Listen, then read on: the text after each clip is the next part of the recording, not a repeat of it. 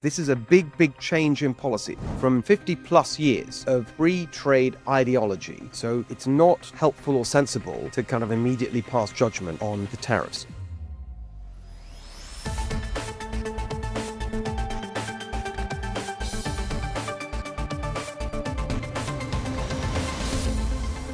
Hello, everyone. Welcome to the Steve Hilton Show. Great to have you with us. If you listen to my voice this week, a little bit bunged up. I've been on a flight back and forth to New York. I was hosting some shows there for Fox News this weekend, which was a lot of fun.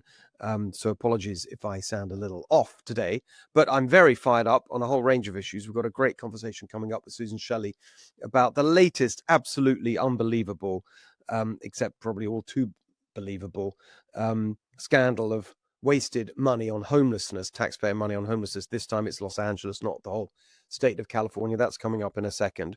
But I wanted to start with something that I feel incredibly strongly about. If you follow me on social media, you'll know that I do, which is the pandemic, which, of course, is in the rearview mirror in one sense. It's in my thoughts this week because this is the 5th anniversary of the declaring of the pandemic by the World Health Organization. And my first thought was 5 years on, we still do not have accountability for the people whose actions contributed to the absolute devastation and disaster of the pandemic. And there are two categories here. There's the people who caused the pandemic. And as you know, I've made this argument many times. I've never argued that anybody caused it deliberately, but they did cause it nevertheless. Here in America, that's Fauci, Dr. Anthony Fauci, and Dr. Francis Collins. Francis Collins was the head of the NIH, National Institutes of Health. Fauci, of course, was head of the NIAID, National Institute of Allergy and Infectious Diseases. And together, they were the global champions, especially Fauci, of gain-of-function virus research, which was invented around 2008, new techniques to increase and change the functions of naturally occurring viruses in order to see where and how they might develop so that, here's the theory, you could prepare vaccine defenses in advance. That was the positive case for it. But at the same time, you had many scientists arguing that this was an absolutely massive risk, engineering viruses to make them more deadly and infectious. You could have a lab leak, they happen the whole time, and then where would we be? And so this was a live debate going on. And in 2011, this is where we've got to keep coming back to this. December 2011, Fauci and Collins co-authored an article in the Washington Post. And this is a quote: "Engineering a potentially dangerous virus in the laboratory is a risk worth taking." That's what they believed. And they took that risk. And there is now no doubt whatsoever. I laid out the evidence back in 2021 for, all those years ago, that the coronavirus pandemic was the result of experiments that were commissioned by Fauci, approved by Collins, starting in 2014. And here's the crucial point. People say, well, you can't hold government officials accountable for what they did because they were acting in good faith. No, they weren't acting in good faith because Fauci broke the rules to push through this risky research. The Obama administration in 2014 stopped this research. They put a moratorium on it and they said no new research, existing research should be stopped. And Fauci broke those rules. And then again, the new incoming Trump administration in 2017 lifted the total moratorium and imposed a new set of rules around this kind of research, a new set of protocols, which insisted that any kind of research that had the potential to cause a pathogen that could result in a pandemic should go through a separate review process. That was ignored when they renewed this research. And if you look at the genetic trail, you can look it all up. I always share my pieces I did on Fox News at the time. There's no doubt that that's what led. This research, which was carried out in the Wuhan laboratory, was the result of those experiments. There has been no accountability for Fauci or Collins. They should be prosecuted for this. They broke the rules. They knew what they were doing. They knew the risks and they did it anyway. 5 years on, we have no accountability. The Chinese government played a part in this, because the virus did leak from that lab in Wuhan. It was a accident. I don't believe the arguments that this was some deliberate thing that was done by the Chinese regime, but they're at fault for the leak. These viruses should never have been handled in a lab with such low biosecurity. That, again, has been well documented. So the Chinese regime, where is the accountability for what they did or failed to do? And then the second category of people that need to be held accountable, people back here in America who made this pandemic so much worse, so much more destructive than it need have been, with their totally misguided policies of lockdown, closing businesses, closing schools, keeping people in their homes, crashing the economy. And at the time, and people say, well, they were acting with the best information they had. They're doing that. No, that's not true. At the time, we knew the facts about this disease, that this virus was much more contagious than anything we'd seen before, because of the fact that it was engineered to be. And so the idea of stopping it through lockdowns was always ridiculous. But actually, it was less deadly than first thought. And we knew it at the time. You could look at the infection rates and so on. All this data was out there in January, February, March of 2020, right at the beginning. And you had people, scientists like my friend Jay Bhattacharya, Professor John Ioannidis from Stanford. I got to know them through working on this. I was the first person to put Jay on television in March 2020, arguing against these mass lockdowns that were doing such damage. The economic damage, of course, the human damage, the school closures, totally indefensible. Totally indefensible. And still we're seeing the impact. A generation of kids. Look at test results and scores. So much damage caused by that's lifetime learning loss. And there's been zero accountability for the people who did this to our country. And we know who they are. We know their names. It all started here in California, actually very close to where I live. One person started all of this. Her name is Dr. Sarah Cody, the public health director of Santa Clara County, the county in which the city of San Jose is. She was the first one to order a lockdown, totally unjustified. And it turns out, we now know, that she took an off-the-shelf plan that she had written years before in response to a potential bioweapons attack.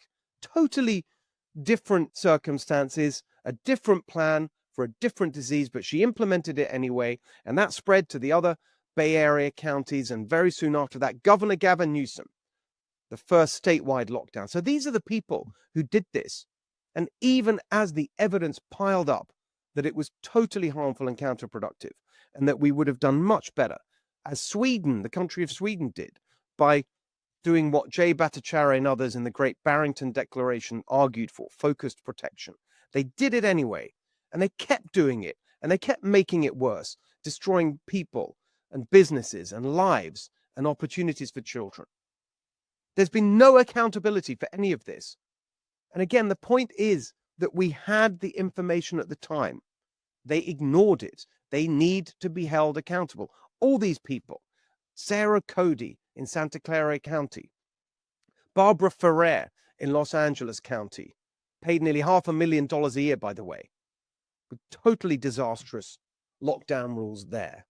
And of course, the politicians who presided over all of this and made it happen, Gavin Newsom and others. There needs to be accountability. And if we have to do it through criminal prosecutions, so be it. We've got to somehow hold people accountable for what they did and the consequences. Otherwise, it's going to happen again. That's why on this 5th anniversary of the pandemic, we need to very clearly say, no, we're not going to forget.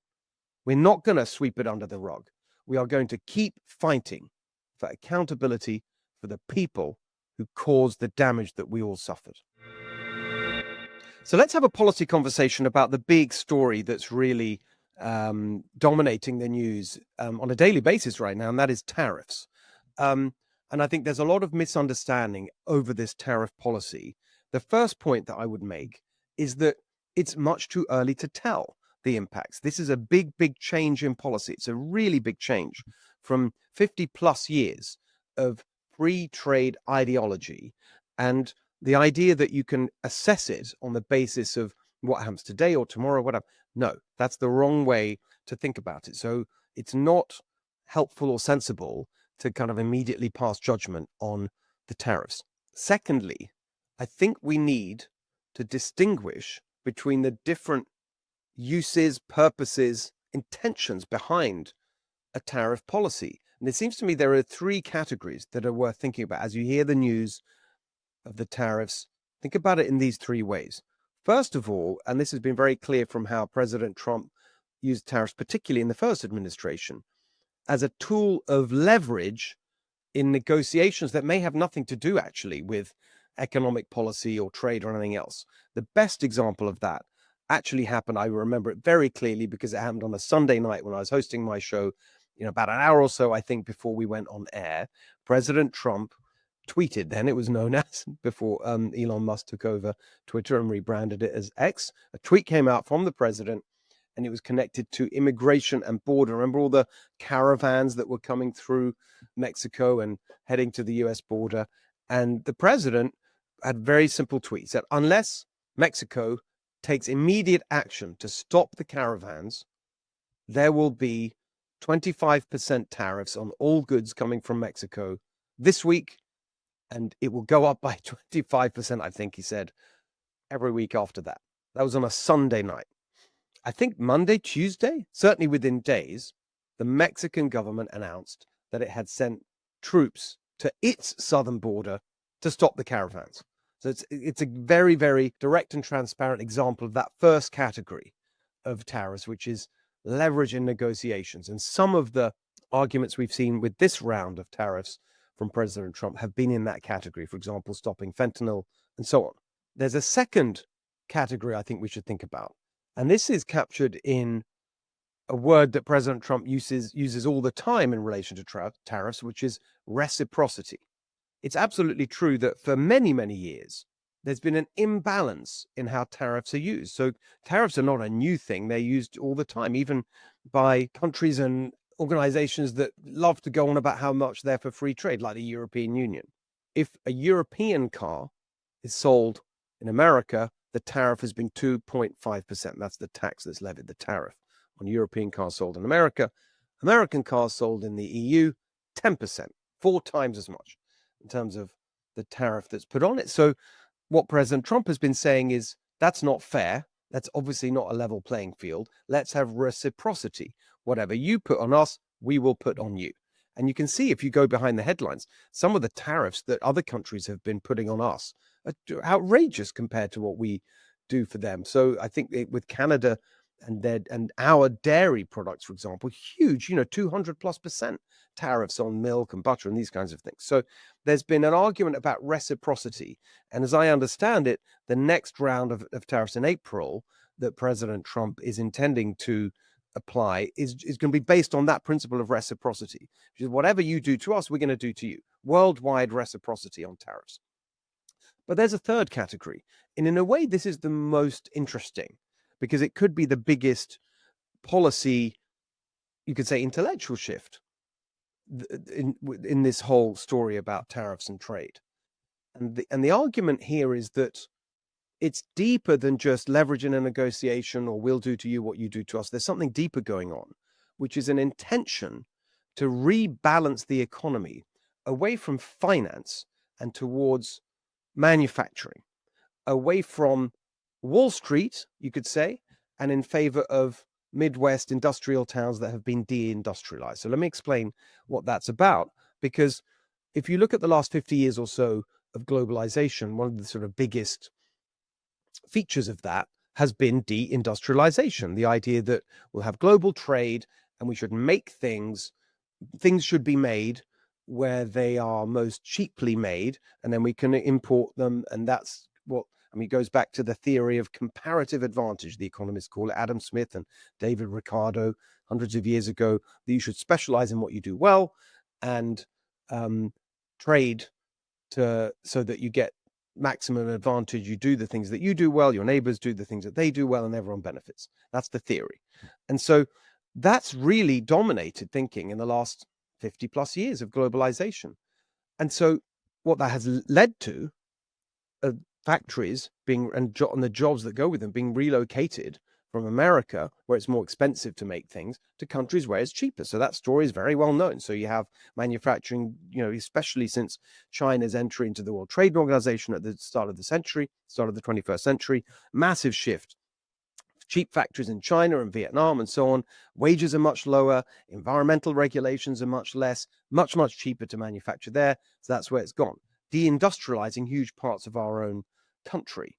And so the people who've benefited from that are actually the companies connected with those trade flows and with those investment decisions. So a global company that relocates, it's making more money. The profit margin is higher. So the banks and all the different bits of the financial system that have enabled this to happen, they have made a lot of money. And so the stock market's gone up massively.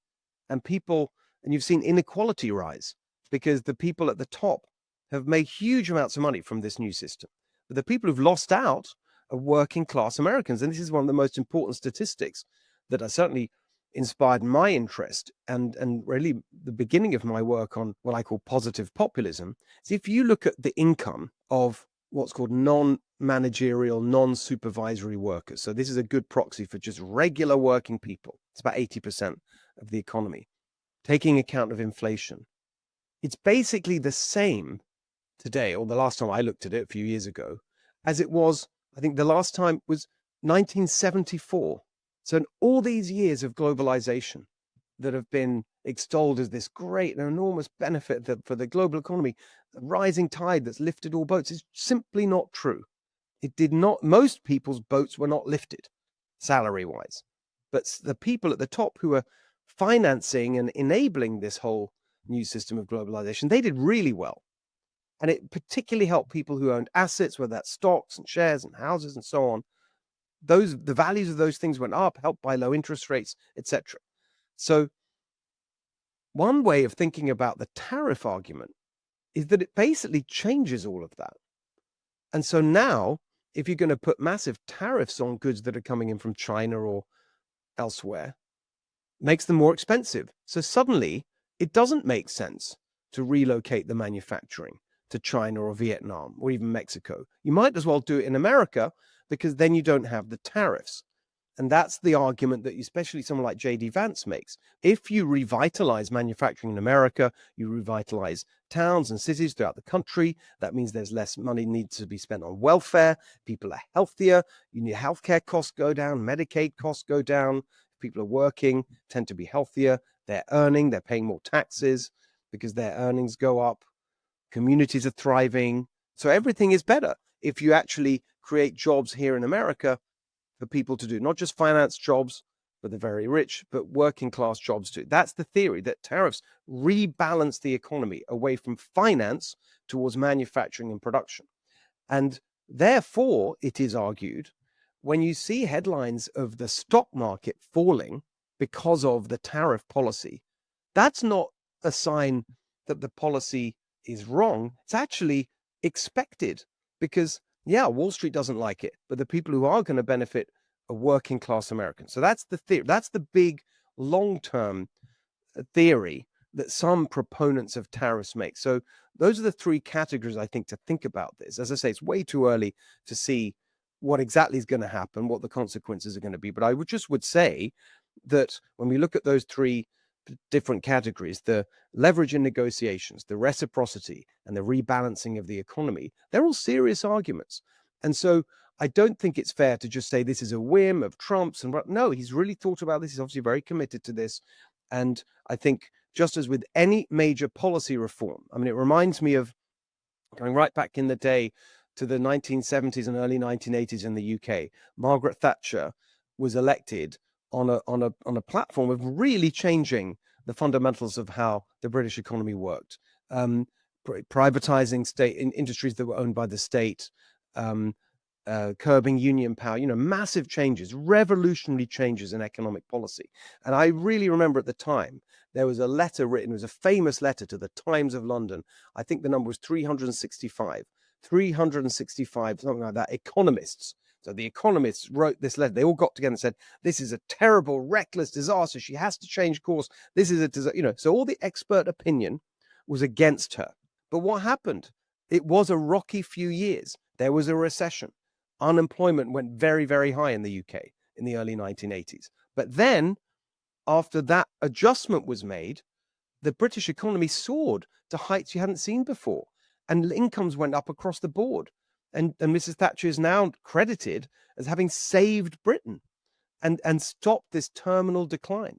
So these things definitely take time to work out, and that's the attitude I think we should have to these tariffs. And keep an eye on it. Think about those three categories as you hear the news, and let's talk about the effects years from now, not days or weeks from now. Okay, fantastic. Joining us now for California Corner is our friend Susan Shelley. Susan, it's unbelievable, but the news on homelessness and the waste and the failure on homelessness, it just keeps getting worse. There's just the evidence just keeps piling up. There's a news story now on Los Angeles homelessness and where the money hasn't gone. What's that? Yes, this is part of the lawsuit that was filed in 2020 by a group of downtown business interests and residents and formerly homeless people who were trying to get the city to spend money on housing and actually get people off the sidewalks. Mhm. And this is under the control of Judge David Carter, a federal judge. He's overseeing this lawsuit. There was a settlement. He's overseeing the settlement. There was an order for an audit from Judge Carter. And that was something like last April. Yes, I And remember when that. funny Yeah. enough, it managed to get past the election and just came out. And guess what it says? They don't know where the money went. They don't track the outcomes on the contracts. There's no control going on with figuring out who's paying what and whether it's actually going to what it's supposed to go to.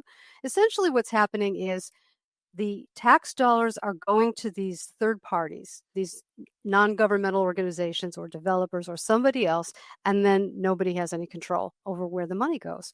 And nobody's tracking the outcomes, and nobody's really tracking any of it. So they were not even able to get the information that they needed in order to really do the audit. The Los Angeles Homeless Services Authority didn't have everything or didn't give them everything. And, this is the organization that's supposed to be overseeing the money. The Los Angeles Homeless Services Authority doesn't itself do anything except administer the money that goes to these contracts.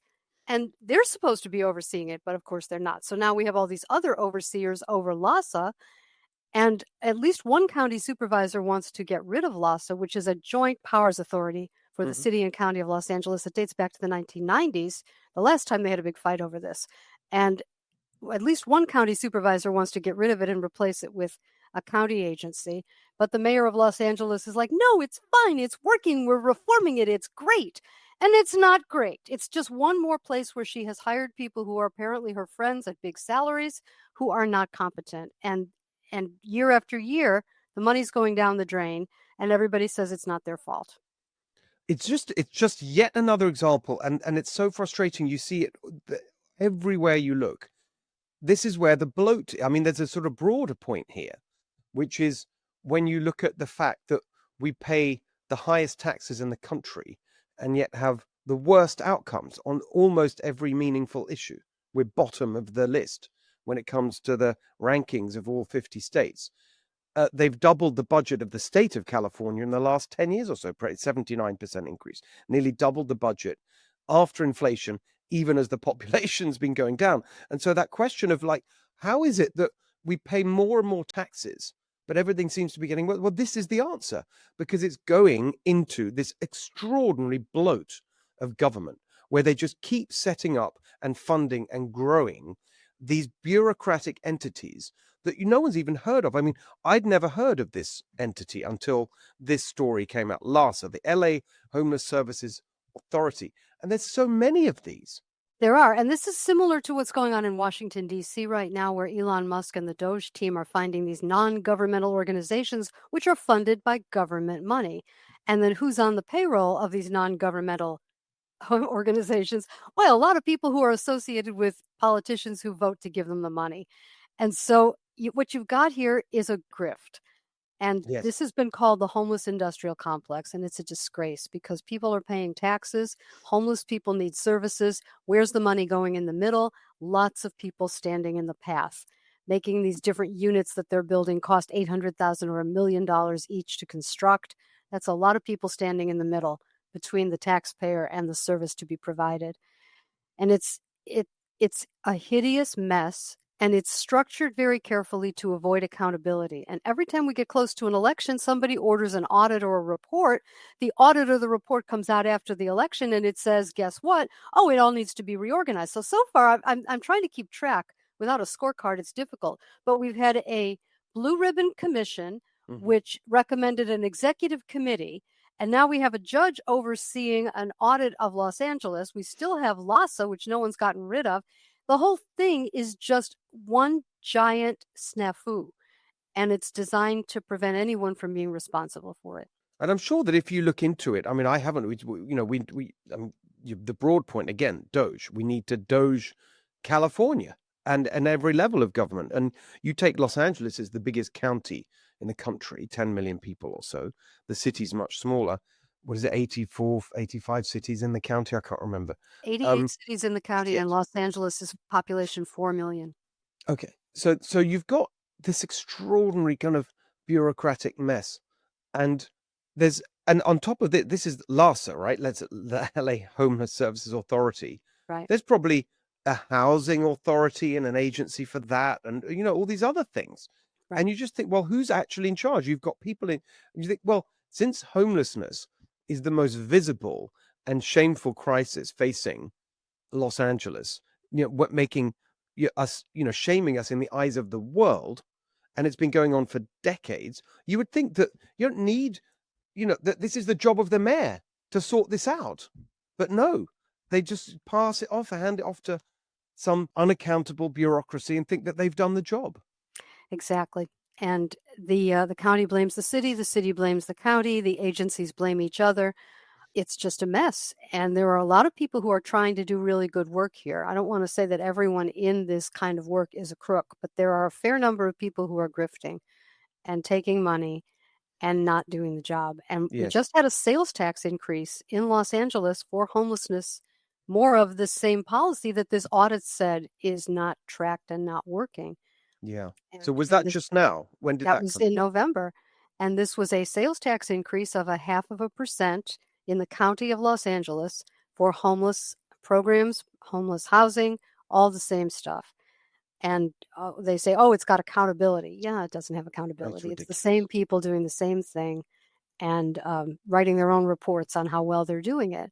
And, it's distressing because the people on the streets deserve better than this. They shouldn't be on the streets. And the people who are paying the taxes are paying too much. And the politicians are sleazy. And it's just a really depressing situation to watch. It's an outrage, actually. And just to underline it, I mean, this sales tax increase comes on the heels of what was the ballot initiatives that are supposed to be money dedicated for homelessness in Los Angeles. What was that one?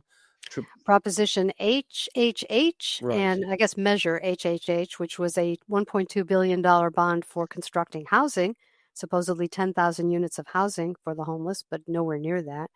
And then there was Proposition or Measure H, which was a 1/4-cent temporary sales tax increase for homelessness services to go with the housing that was being built to fund the services.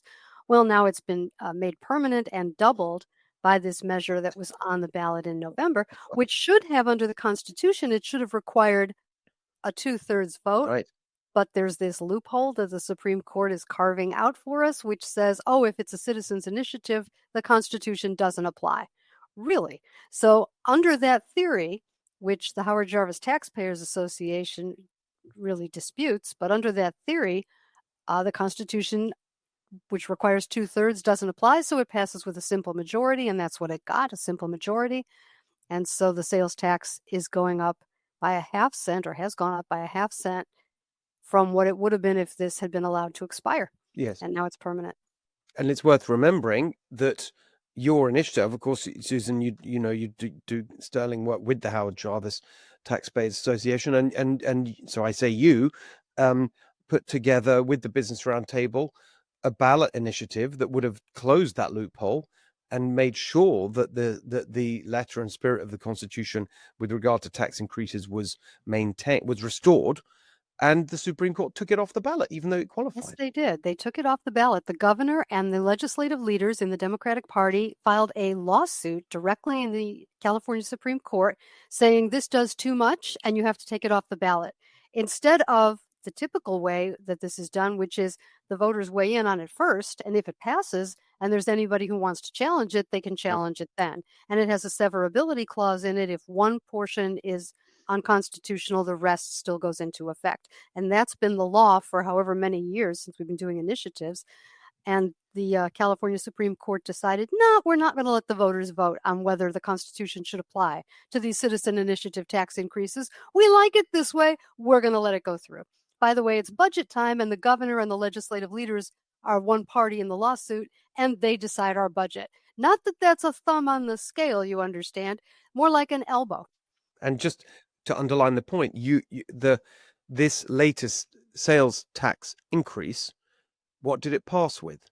I think 56, 57, right. Maybe not quite. So it would not have gone through. Right. It would not have gone through because it's a 2/3 vote for a special tax, which is to say a tax where the money is dedicated to a special purpose and can't be changed. So that requires a 2/3 vote. And all this money just wasted, and it's our money. And as you say, it's a sort of absolute crime because you've got the people on the streets who are suffering because this work is not being done properly. And actually, on that point, just remind everyone that you and I, along with Michelle Steve, we just worked together on I would say, very good policy paper at Golden Together, my policy organization. People should check it out, goldentogether.com, called Ending Homelessness. This is a crisis that is absolutely solvable if we had the right policies. I won't go into all the arguments now. People can find the paper on our website, as I said, goldentogether.com. It's so infuriating. So people are, talk about infuriating, people are infuriated by Karen Bass, the mayor of Los Angeles. And there's a new recall effort. Mm-hmm. There's a new recall effort. It's a difficult calendar for a recall because she's up for re-election in 2026. And the filing period for candidates opens in February of next year and closes, I think, March 6th. So you're going to have, if the recall is successful, it's likely that the recall will be consolidated with the regular election because I believe if it qualifies within 180 days of a regularly scheduled election, as a cost-saving measure, it's consolidated. So it's a little bit complicated because of the calendar, but the point that is being made by this recall is that she is a failed mayor, and she is completely not up to this job. Among other things, she has been hiring and firing in an irrational way. She hired someone to run the DWP at a salary of $750,000 a year, whose main job appears to be equity and solving problems of unfairness in infrastructure from an equity and social justice perspective.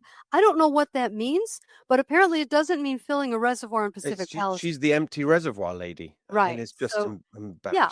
So the previous person in that position heading the Los Angeles DWP is an enormous water and power utility owned by the city of Los Angeles. So it's huge.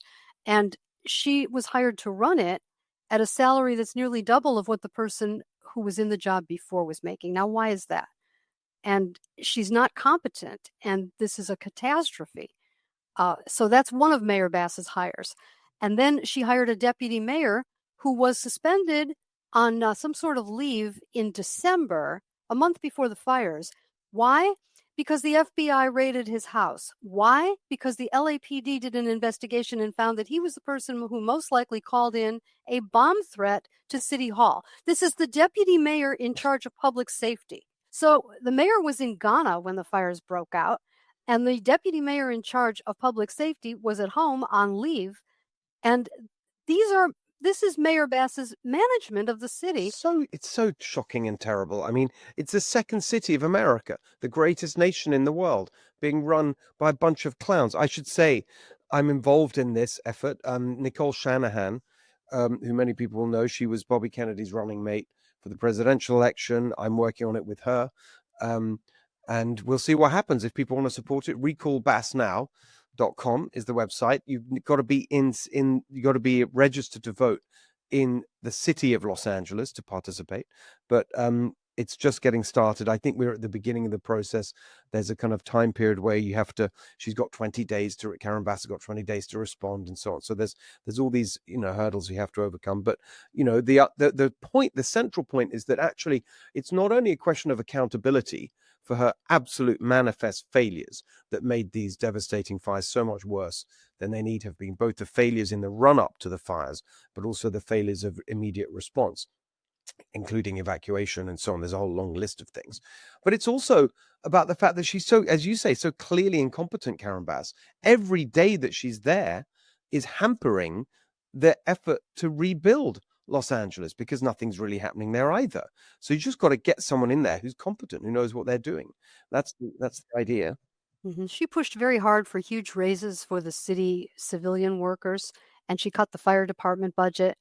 And the fire chief, Kristen Crowley, at the time said this is going to cause the fire department to not be able to respond well to wildfires and large public emergencies because she cut $7 million out of the flexible overtime budget. And what do you need when you have a fire? Well, one thing you need is flexible overtime. And so that, and not hiring civilian mechanics because they didn't have the positions funded any longer. And I mean, there's probably plenty of blame to go around, but I think she fired Kristen Crowley because Kristen Crowley made her look bad by pointing out before the fires started that the budget cuts were going to impact the fire department's ability to respond to wildfires, which is exactly what happened. Exactly. And it's just the fact all these Democrat machine politicians who just kind of they are catastrophically inept. And it's this combination of ineptitude and political extremism, their ideology that's at fault. I mean, I remember when I was doing the congressional committee hearing on this a few weeks ago, and one of the Democrats was going on about, oh, you're saying it's all DEI, and are you trying to claim that the fires were started because the fire chief is a lesbian? I said no, but actually there is another use of those of that acronym DEI that really does capture it, which is Democrat extremism and incompetence, and it's those two things actually that are responsible for all of these failures. And here's another one, Gavin Newsom. So he's out this week, made a lot of news. What did you make of his what we've been seeing of him lately? Well, he's a character to watch. He wants to be president. There's no secret there. He's had a difficult run at being president. Kamala Harris jumped in front of him as VP and then jumped in front of him as the replacement for Joe Biden. And now she may come to California again to run for governor. And he's looking for a place to go because he's termed out. So right now where he's decided to go is to podcasting.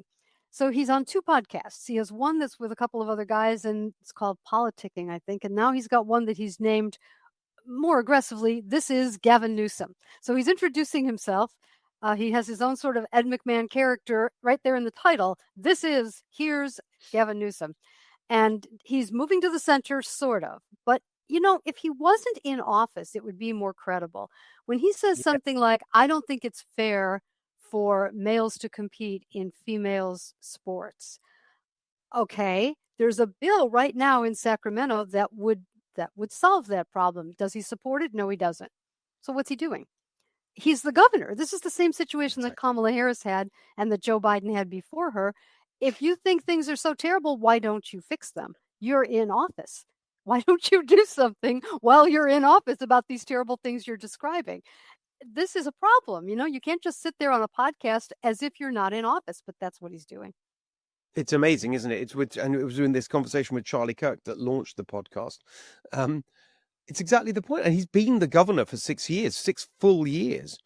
And the legislation that enabled this to happen, that 80% of Americans agree is unfair, including the last poll I saw, 67% of Democrats think it's wrong for biological men to compete with girls on teams or in individual competitions. And so it's the law. It's been the law since 2013 in California. Okay, so it wasn't Newsom that signed it; it was Jerry Brown.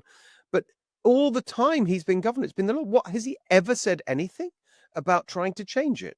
No, I think he's been in support of it, and I believe his wife is also in support of it through her nonprofit organization. She supports biological males in women's sports, which they consider to be trans rights. I'm not sure how they get to that, but the president of the United States has said no more of this if you want federal funding, and Gavin Newsom's the governor of California. So what are we going to do here in California? Are we going to accept that and change the law? Are we going to wait for lawsuits? Are we going to spend taxpayer money defending lawsuits? What are we doing? He's sitting in a chair doing a podcast. Yes. And where is the policy? What are we doing with the taxpayer dollars? What are we doing with the schools? I mean, there's on one level you can say what we've been saying, which watch what they do, not what they say. It's easy to say these things, but even on the rhetorical level, it's an interesting one, isn't it? Because it totally steals the thunder, or what takes the wind out of the sails, whatever analogy you want to use, of all those endless, preposterous attacks by Democrats and the far left. That if you just raise this issue, which, by the way, 80% again of Americans agree with, then you're, inverted commas, transphobic. That's what they've been saying for years, transphobic.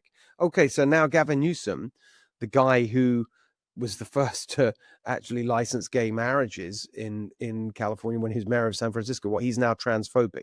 It's ridiculous. So it does really undermine that argument that the left has been making, but it comes to the point of like, well, what is this? It's a little bit like, to me, it's very much reminds me of and you brought it up as well, the attempts that Kamala Harris made during her failed presidential bid to show that she was now not extreme and centrist and whatever, by just sort of announcing overnight, not even, at least to be fair, at least Gavin Newsom is saying it himself.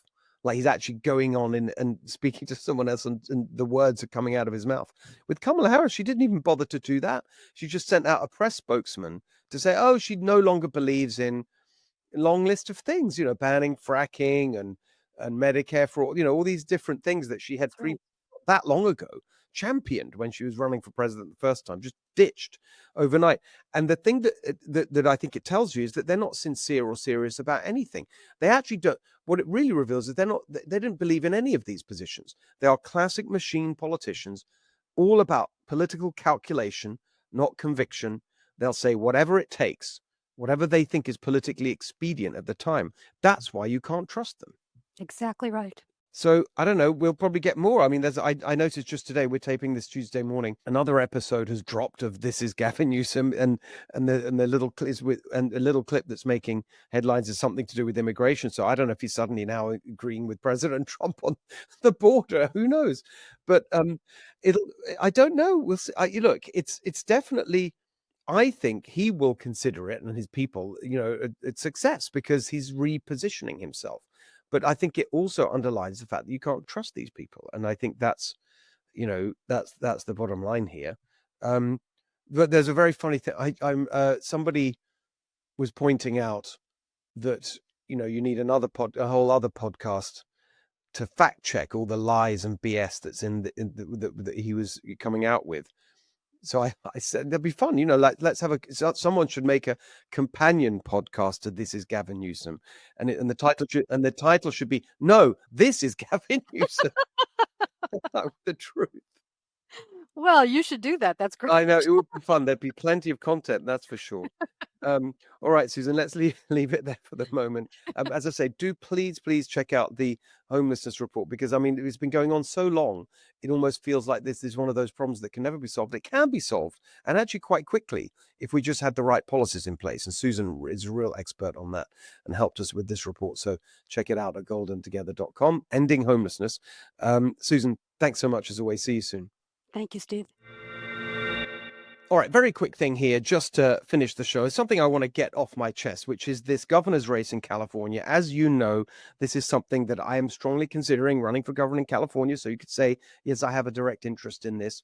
But it's unbelievable. Every time you hear any news from leading Democrat candidates on this, it's just stunning to me that they don't see how ridiculous they sound. The latest examples, number one, Kamala Harris. So she's ignited a whole new round of speculation about her intentions. She let it be known through her aides briefing the press at the end of last week that she really is strongly considering running for governor of California. And here's why. This is what they said. This is what they said in briefing to press, that she is, quote, intrigued by the idea of being chief executive of the world's fifth largest economy and being the first black woman governor in America.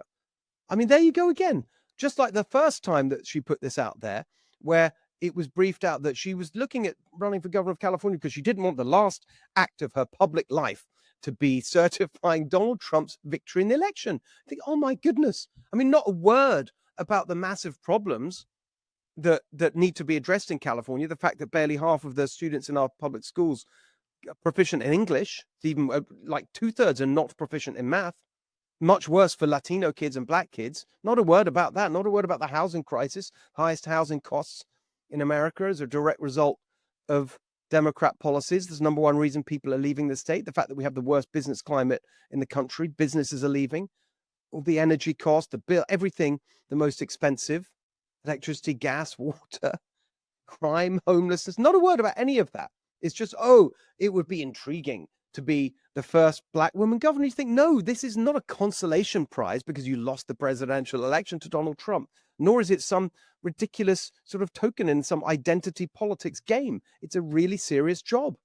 And you want to be doing it for the right reasons. And then just today, it's Tuesday, March the 11th, dropped the news that Katie Porter, who was kicked out of Congress because she ran for the Senate and lost to Adam Schiff, she's now announced that she's running for governor. But at the same time, she's let it be known that if Kamala Harris drops into the race, she'll drop out.